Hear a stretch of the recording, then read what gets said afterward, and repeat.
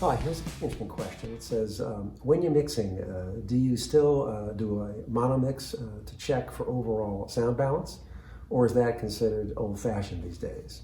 And are there any phase issues that can be identified when doing a mono fold before you finalize your final track? And I hate to say this, but in the older days, I really was very conscious of the mono stereo thing, because a lot of times, you would be in a restaurant or you would be somewhere to hear your song, and if there was an instrument that was critical to making that song a hit and you couldn't hear it at the right level, that was sort of depressing. So what happened is, over the years, I sort of changed my style and the way I did things. And what I mean by that is, if I was doing a mix, and say I've got a pair of rhythm guitars left and right, or two certain percussion instruments that are left and right, or even two keys left and right, and I set them at the right level and I'm listening to the vocal and it all sounds fine. I mean, I can hear it just fine. But then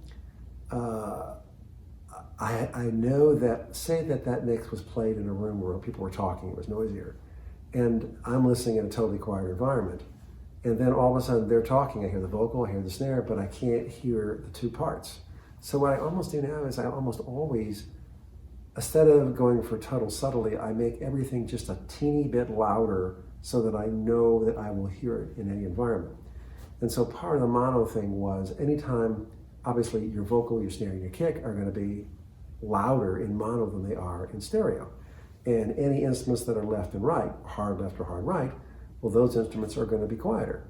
So I almost sort of automatically adjust so that in a less than perfect environment, any part that's critical, I will hear it. I mean, I would sit with Bruce Swedien occasionally, he'd do a mix. Sometimes he would listen to a mono orotone at about 70 dB, right inside the console, and he would say, okay, I finished the song.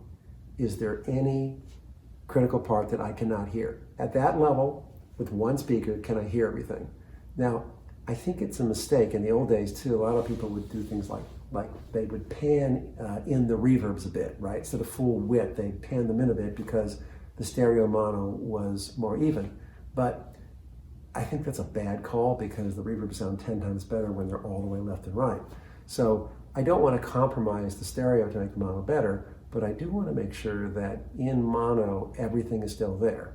But in the same respect, even in stereo, sometimes it's better not to air what you made it, something that's subtle but important to the song needs to be heard. You got to make sure that you hear it in a non-perfect environment. Anyway, those are sort of my views on mono mixing. Hope that's been of some help. Thanks for asking the question. Also, if you have a chance, please subscribe to our new YouTube video channel. I'm going to answer a ton of questions. Thanks.